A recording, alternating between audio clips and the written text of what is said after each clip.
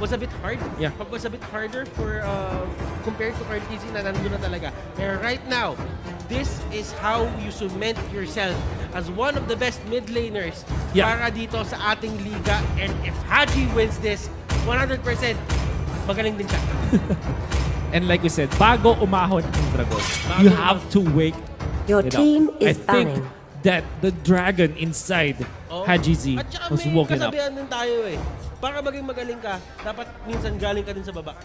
You have to experience yung baba bago mo maintindihan kung paano mapunta sa taas. And one thing's that constant, however, for PLDT Smart Omega. That's why, kung napupull off nila yung mga ganitong klaseng mga lineup, I think that you have to attribute it to Hayes, who is a very interesting support/tank player kasi sobrang taas ng mechanical skill niya. And from what I heard, he plays core pag pubs so that he can learn what should be the problems for the cores para maintindihan niya kung paano niya guguluhin at iinisin yung mga cores, nilalaro niya yung being core, tapos i-apply niya yung nakakainis bilang isang support.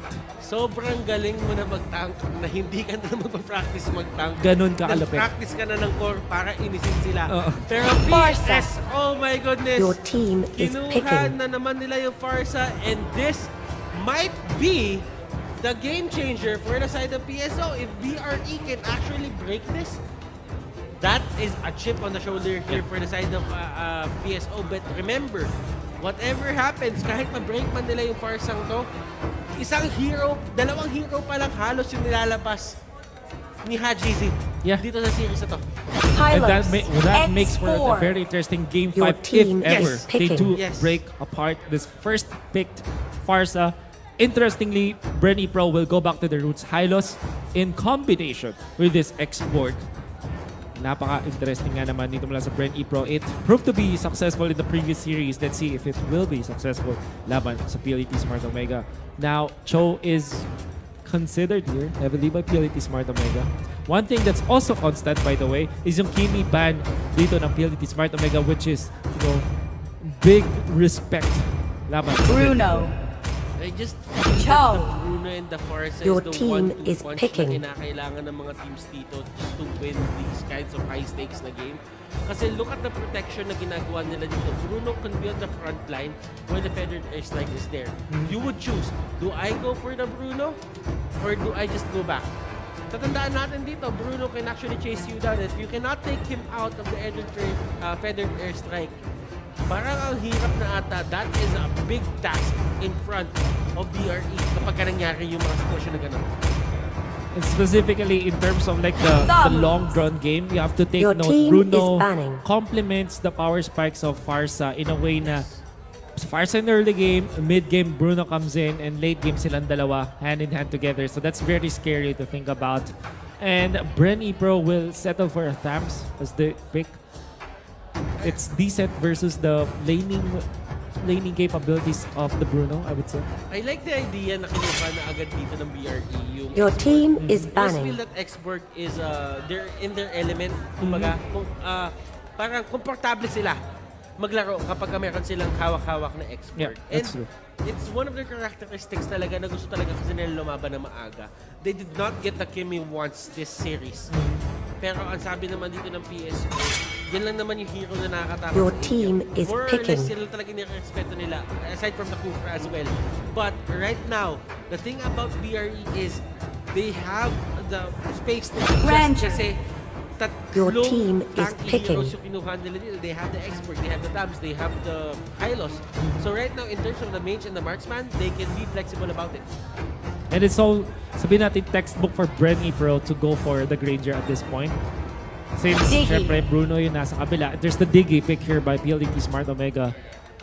To might be going for the Akai. I like this a lot kasi this is your way to kind of make more space for the Farsa. It's one thing to use yung Hurricane Dance into the Feathered Airstrike na sobrang kate, by the way. It's also one thing that if ever somebody jumps into the Farsa, you have either Time's Journey or the Hurricane Dance to protect that hero. And like we said, yung Farsa as a hero, maybe pwede mo sabihin na Farsa wins games, pero pag dinagdagan mo siya ng mga complementary heroes niya, doon na talaga nagiging force to be reckoned with ang Farsa. That is why ang sinasabi nilang iba sa akin na right now, Farsa is an S-tier hero. Para sa akin, Farsa is an A+ tier hero.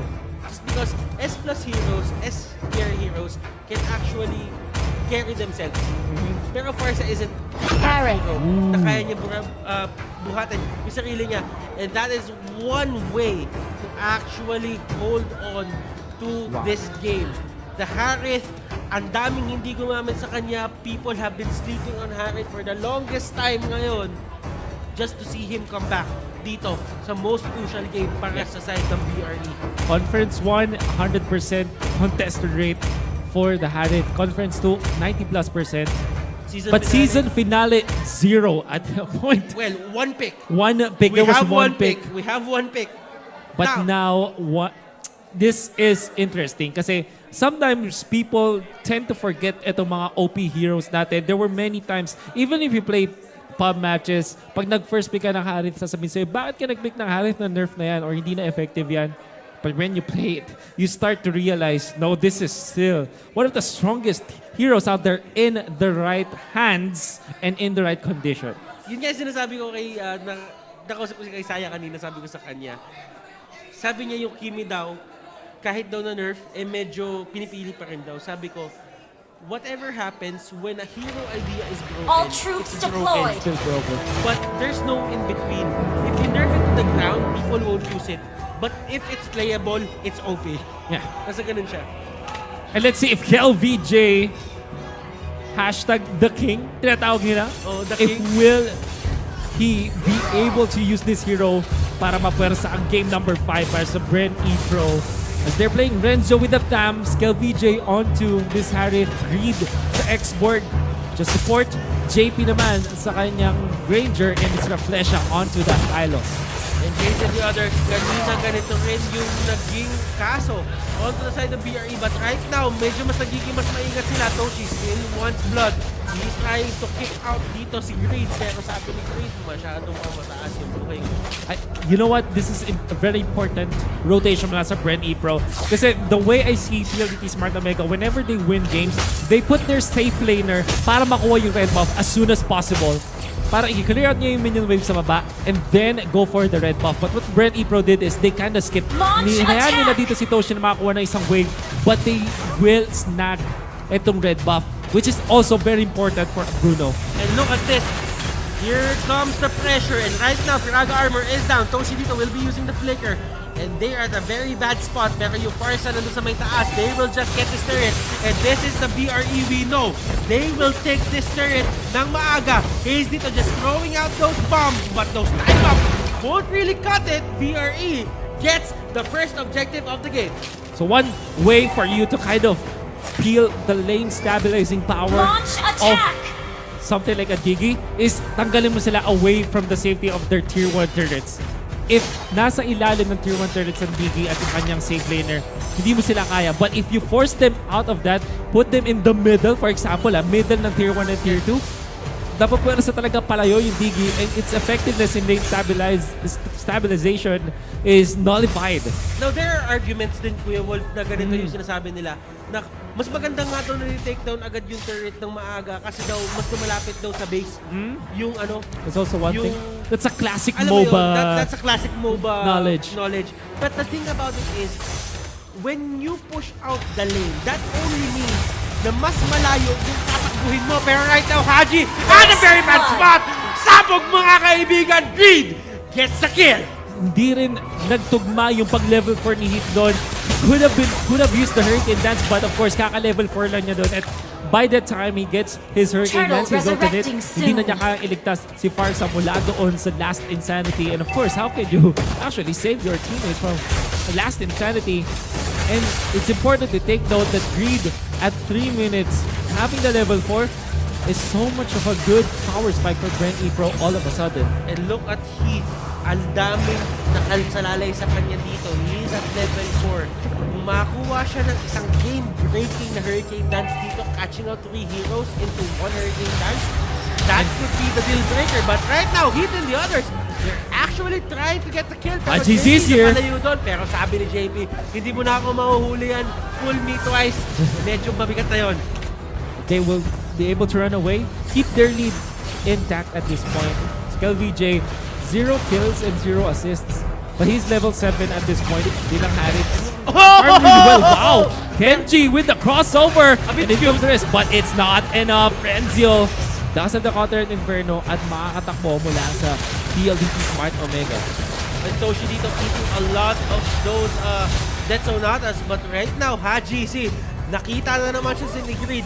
Si Grid talaga yung nag-iisang tao dito na magaling maghanap ng paksa. Yeah. Lahat na naghahanap ng paksa binibigay sa kanya. Yeah. Was their series laban sa Signal Ultra Warriors. It is not that different here para sa Bren Epro with the X board laban sa PLDT Smart Omega, but you can see that Bren Epro are still leading but not to the biggest of lead. In fact, isa pa nga lang yung naging nakikita natin kill sa mapa. This is what you feel like when somebody's at match point na rin. Alam mo yung dating kasi ng Farsa ngayon, kung bakit siya sobrang effective. Kasi there are times kasi na some people, you know, just alam mo kailangan sa isang Farsa hindi ka mag-hesitate. Pero you cannot hesitate but at the same time you cannot make a blind guess. So parang kapag ka nag-blind guess ka, it will cost your life every single time. But right now for the side of BRE, ang galing na ginagawa nila dito na nahahanap niya talaga yung Farsa. It's very important now. Farsa already using Feathered Airstrike. Only ang na-achieve lang nila doon is pagaling yung Firaga Armor. Now hitting trouble. There's a Zaman Force. Time's Journey gonna be popped. But he still falls. Mula doon sa ating Harit. And they might not be done this time. KelVJ though, hindi na siya magpo-proceed because the turret is there. In comes Kenji. But is this a good fight? No, it wasn't. KelVJ will not be able to get a kill. There's the Feathered Airstrike. No one will fall mula sa Bren Epro sa hinaba-haba ng Precision Butters. Isa lang pa rin ang namatay sa clash na yun. But then again, Wolf, just looking at the Farsa performance of Haji from game number 3 to game number 4, night and day ang difference netong setup na to. And right now, si Haji, he's not really getting that much impact into this game. Kumbaga parang sinabi ng BRE dito, parang gets na namin kung paano kayo shutdown. Parang dapat ata talaga hindi binibigay yung Brock sa inyo. Just don't give the Brock. Might be, but now, Green finds him in a bit of a pickle, but he does have the immortality. Kaya lalaban pa rin sila. The stun will connect. Now he forced to use the Hurricane Dance at this point. At makakataka. Sabi ng Bren Epro, this is a tank. Maybe not worth it to chase. Hindi na lang sila magabol dito. But Farsa forced to use the Feathered Airstrike. Medyo tumapang ang Bren Epro dito. They wanna force that with KelVJ and Raplesha in here. Pero sabi ng PSO, sila naman na kailangan namin patayin. That's the canon. And Bren Epro will have to back down. As long as the Hurricane Dance is not available for the side of Akai, sometimes BRE could just, you know, force their way in. But nagiging matalino din sila dito. They do not want to make the same mistake as they did in game number 3. That was a very costly mistake that costed them the whole game. Wow. You know what, Butters, I want to bring up a different point of view this time. I mean, PLDT Smart Omega, they're trailing behind. Yes. Pero I think they're doing something interesting na mukhang mag-work pa rin. They're putting Haji Z instead of the killing machine to a wave clear machine para hindi sila ma-pushan dito ng Bren Epro. And it kinda allows the Bruno to be online in a little bit of time. Time is of the essence here para sa side ng BRE. Pero when you are delaying and they cannot get the middle turret ng maaga, Still okay. you're still okay. Kumbaga parang ang ginagawa nila dito, it's all Turtle resurrecting about the soon. idea na hindi ka magbibigay ng turrets ng ganito kaaga. Yes, they lost the top lane, but at the same time, yung top lane na yan, medyo costly yan para sa kalaban mo. Because yan yung pinaka-mahabang lane para makabalik sila. And if they ever go for a bad decision na mag-initiate, mahahabol mo sila sa posisyon na yan. Then again, Bren Epro will not let that happen. Alam natin na meron silang Harit, and one thing that you always have to take note about the Harit is give him a little bit of time and papatumben niya yung turret. Zaman Force and Chrono Dash works wonders against turrets. That's why sobrang taas ng value talaga ng Harit even before. Kasi bukod sa teamfight potential and yung kanyang damage, also take down objectives so quickly. Si Haji na nag-out of bounds na tinamaan. Grabe naman yun. Lumalabas na sa mapa. Lumalabas na sa mapa si JP. Pwede pala yun. Lumalabas na sa mapa dito si Haji. Tinamaan pa rin siya ni JP. Grabe. Kumbaga sinasabi na ni JP dito na wala kang kawala. Wala kang kawala. And look at this. Haze. Just a little bit of... Oh, Get he- away. Actually, might be forced out. That's Immortality Pops. And mukhang mapapatay siya dito. Oh no, not yet hit though. It's the Hurricane Dance. The 850 though. They're down to jump. Times 30 ginamit natin the punishment. DJ might be doing wonders this time but will not be able to pierce Pero through dun the sa taas! Dun sa taas! Dun sa taas! Tabs is doing work, mga kaibigan. He's dito. Two cannons. Just in time. 2 canyons. Will this be the takedown on the Kaya ba? third? Hindi. So close. Naabot. Ginamit yung retribution. So close for Bren Epro. 3 kills pa lang tayo ngayon, Butters. 3 kills, 9 minutes. But Bren Epro are getting ahead in terms of economy in such a massive way. The only one that's having a good time para sa PLDT Smart Omega might be Toshi, perhaps Haji Z, but it's not gonna be enough. We'll see. This is the most crucial part of the game for the side of PSO. Yes, things are looking grim for their side, pero this isn't a lost Lord, cause na. resurrecting soon. I'm just saying that there is still a chance for PSO to come back from this. BRE, they should be careful. Hindi ganun ka-dominating yung galaw nila dito. They only got 3 kills, PSO got 0. So, ibig sabihin, any uptime na magagawa nila dito in terms of farm, hindi naman nila na-delay dito inside ng PSO. But right now, look at this. Rhapsody, Detsonata rather, will only hit once. Pero the Lord is going to be the next target for both of these teams. Crucial part na tayo kay Wolf. Ito na, 10 minutes in. We are gonna have to ask, enough na ba yung na-amass na goal dito ng Bren Epro to hammer down PLDT Smart Omega using the battering ram against the defenses of PLDT Smart Omega? I mean, if anything, hindi na pwedeng magpa-pick off dito ang PLDT Smart Omega. Okay, tatandaan mo yung amas pagka gusto mo sumama yun. Pero right now, on to the middle lane, rather to near the bush. There was an attempt to actually catch out etong si JP. So actually, ito pala yung nangyari. If you remember, game number 2, what PLDT Smart Omega did when they had the lead is not let Bren Epro get away from their base. Bren Epro, binigyan nila ng konting opening dito yung PLDT Smart Omega, and in fact, nakakuha ng mga buffs yung PLDT Smart Omega with that little amount of time when they tried to go for the control over the Lord area. That is such a gamble mula sa Bren Epro, and you would think that PLDT Smart Omega are so happy with that kind of opening. That being said, however, Bren Epro, nasa kanila pa rin ang control sa ating mapa. They still have the wheel at this point. But still, Wolf, look at the main idea here for the yung pag-start ng isang hero, ng isang team sa jungle. We have to look at it in a way na dapat hindi na nakakalabas yung PSO dito sa may mapa. Pero, tingnan mo yung lakas na loob nila. They still have access to the jungle. So that means there is still a big chance for PSO to turn this all around, given that they do even have the Diggy on their side. But I would say na meron pa rin naman maraming places dito ang Bren Epro. Have to take note. Top lane, there's a little bit of pressure. And nakita nyo yung notification na yun, Lord has been enhanced. The Lord has been enhanced. Kung nakita nyo, purple lang yung Lord. Ngayon, yellow na siya. Baga 2020, 2020, new Lord. New year, new me. New decade. New decade rather. There.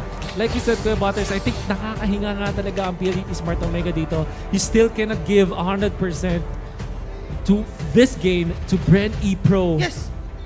PLDT Smart Omega are getting valuable mini skirmish victories in here. Kanina at will lang kinukuha ng PSO lahat ng objectives eh. But right now, it doesn't even matter because lumalaban na sila dito. Right now, the time journey is there. Hurricane Dance will be used. Renjo here. Pinapalayo na sila. He will go down. Ito na ata hinahanap nila mga kaibigan. Pero nasa may pinakalikod. Joe is there. Let us see. Kenji! KLBJ! And an assassinate on KLBJ. But right now, they will go for the comeback. The retaliation mga kaibigan. Farsa here, still trying to deal so much damage. Haze doon, hinaharapan niya lahat. Pero it still wasn't enough. Haze is still alive. That's still a 1-for-1 trade-off after a very close engagement between two teams. Now Greed will be able to run away. That was so close. But again, sobrang wounded na nga yung Bren Epro doon na hindi nila kayang i-convert into a Lord take. And even then, KLVJ is down. Interestingly, Bren Epro 1-for-1 pa rin ang nangyari even after winning so much in the early stages of the game. And you will be surprised, sobrang ganda ng positioning ni Haji Z at ni Toshi yung time na yun. I'll just say na sobrang ganda ng pinakita doon ni Kenji because he really knows his targets. Alam niya pag si Kelvin J yung tinanggal niya, he's level 15 hero at kaya sila talagang prasuhin. BRE will give more time to PSO para makapag-farm dito si Toshi. And parang ang nangyari doon, tinanong si Kenji, para kanino ka bungabangon? Para At ang kanino, sagot, para patay nyo Hari. Oo, ganun. Ganun yung nangyari sa kanila dito.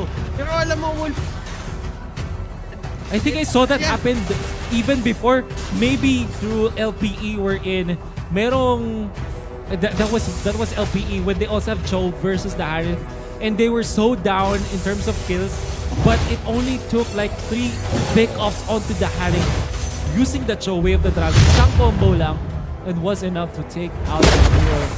Pero alam mo ngayon yung Bruno nakakatakot na din, masipa lang talaga yung mukha dito ng mga kalaban, pero weathered airstrike lang ang katapat. Haji Z holding the line. Hold the line indeed. Hold the line. Game number 4. Magkakaroon pa ba tayo ng game number 5? Kanina mukhang hindi na, pero ngayon 50-50 na naman tayo mga kaibigan. PSO holding on. Lead receiving so much damage. Wala kay Toshi dito. Toshi having to use the flicker. There's the feather airstrike. Kelvin J naman ng 3 beses. Hurricane does it there. Gets the immortality pop. Now they have to run down this time. The flesh up manning the front lines. Pero mapapatay pa rin siya dito ng Bruno. The damage is more than enough. Maghahabol ba ang PLDT Smart Omega dito? They want to go for the Lord. Oh, nice guess mula kay Haji Z, but very much safe ang Bren Epro at this point. And this is looking bad for the side of BRE. They cannot finish the game. It's one of the things na kailangan mong bantayan kapag merong marksman katulad ni Bruno dito sa may game. Even the Farsa. Yes, the Farsa didn't have a good early game, but it doesn't matter. He had time. Hurricane Dance will be used dito matutumba, pero hindi siya matitake down talaga. Haji! One more hit! He uses the third form to actually get out. Toshi still fights! Immortality is there. Grabe naman si Toshi dito, pumalag pa rin. Last insanity tayo, iwasan pa kanya. Greed, can you run away? There's the flicker. Feathered airstrike, gagamitin na, but Kenji will have to run away this time. Renjo, tinatry niya mag-pierce sa backlines pero wala siyang aabutan. Heat jumping away mula kay Renjo. The tug of war once again mula sa PLDT Smart Omega and Bren Epro. Around the Lord area. Ito pa rin talaga yung nangyayari. Who's gonna win this? They should actually be taking this down. Kailangan nila hanapin yung Farsa ngayon. That is the question. Reflection dito with the Glorious Pathway. And look at this! The Lord will be there beside the PRE, but right now, they're still fighting. Reflection dito will be going down. And right now, please, and the others, they're trying their best. Oh wait, the dragon! Getting caught out! And that is bad for the side of PRE, but my goodness, JP still trying to fight. JP is down! Triple kill na naman dito para kay Toshi. Now he still fights. Can he get the 4th one? It looks like he will get it. In time, Maniac! Will we go for the Savage Greed? Already away. And nakuha ng Bren Epro yung Lord this time. But at what expense? Already, dun sa may top lane, working on the Lord is Farsa as well as Toshi. Have to be careful. It looks really safe naman for PLDT Smart Omega as they trade such valuable victories here. Onto that skirmish. Even using the millisecond vulnerability before he uses the last insanity to kick out yung X-Borg at hindi na matuloy. Ano ba tong game na to? What kind of mechanics are we seeing? What kind of nuances are we seeing in this game? This is a very high-level match, Kuya Wolf. And like we're saying, nandito na tayo sa time kung saan nag-coincide na yung power spike ng Bruno at ng Farsa. They're really scared right now, and you can see JP, when he gets into the fight, activate automatically yung feathered airstrike, and it will only take like 2 to 3 hits. This time, if he's still up Flesh, nasasaktan na, but he does have the Glorious Pathway and will use it. And PLDT Smart to make a time's journey to the side. LBJ! Global and will fall. Digging to get the last hit, but Toshi as well as Farsa, this the damage hit, still fights. Makapangtakbo ba? Ready ba? Hindi! Nakubo! Sinipa na lahat si Toshi! Oh my goodness! Here comes the kicks! Renzo Pero may bomba! May bomba! May bomba! Sinalo ni Green! Launch Greed attack! saves his teammate. But then again, PLDT Smart Omega, alam nila, they can feel it. KelVJ is down. They can't defend this. Feathered Airstrike, sabay kuha ng Torre dito. Now Green will have to use the last insanity. Pero mukhang siya pa yung makakasama. Kenji wants to go and fight. But they can't reach him. Kenji falls for the first time.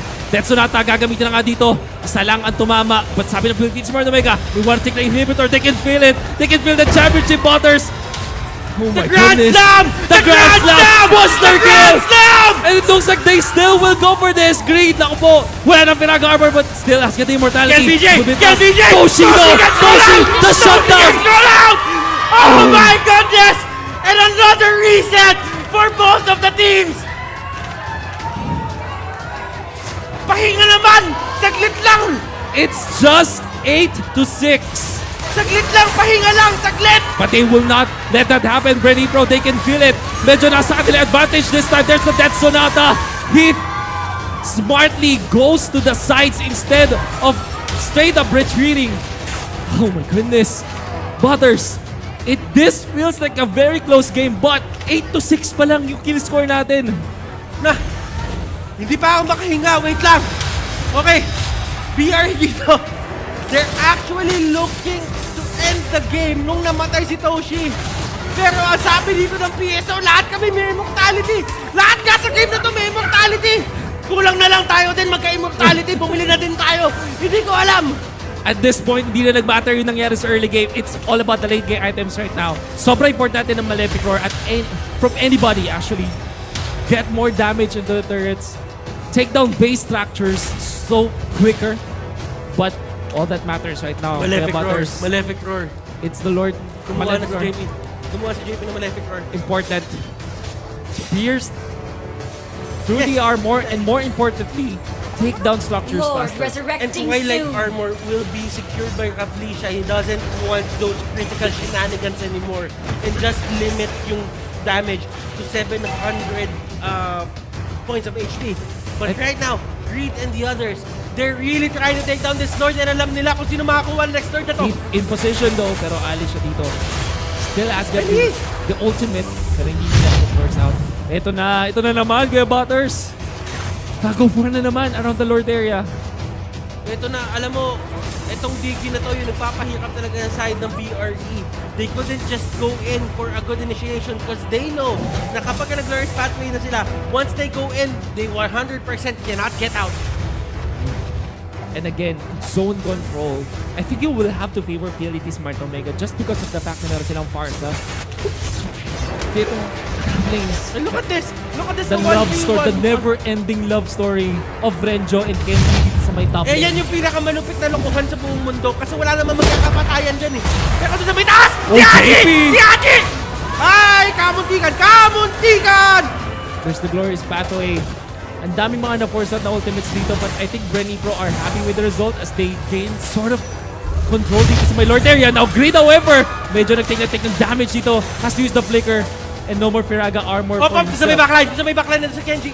Nandun sa Kenji sa may backline! May masisipa ata! May Eto na nga! Oh my But is it gonna goodness! be a Farsa? Oh, KLBJ will go down for the first time pero may Zaman Farsa nga doon. May immortality siya and he might fall. Kenji! KLBJ! To get the KLBJ! victory! Still alive! Farsa goes Oh my down! goodness! Toshi in double! Abulin dito Bren Epro. There's the flicker! Renjo and the gang! Toshi goes down! Glorious pathway ginamit na nga. They wanna go for haste this time. Can they get the third kill? Mukhang kayang-kaya nila. They have all the slows and all Pinalo the yung catch-up in bird! the low. Pinalo yung bird! My Eto na! goodness! Oh my goodness! Doon sa may gitna, nagkakabulan!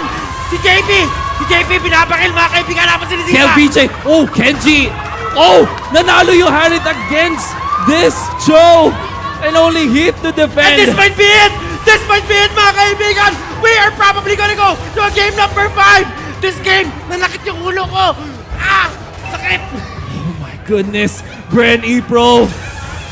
Kenji had the right idea! But KLBJ stands strong at the rest of Bren Epro able to punish! Hold the He cannot do it! He can't do it! Hurricane Dance gagamitin niya dito but he will fall. There's still some minions left for Bren Epro. At mukhang eto na nga, di pa! GC respawns in time! Just Toshi go in for here the as Lord. well. They are just gonna go for the Lord. They are just gonna go for the Lord. Ito pala yung pakiramdam pagkasigaw ka na lang ang sigaw. Ah! Pero yun, si Lord. Lord is the next objective. Sobrang importante, Butters. for both teams and it will be slain by Bren. Reset.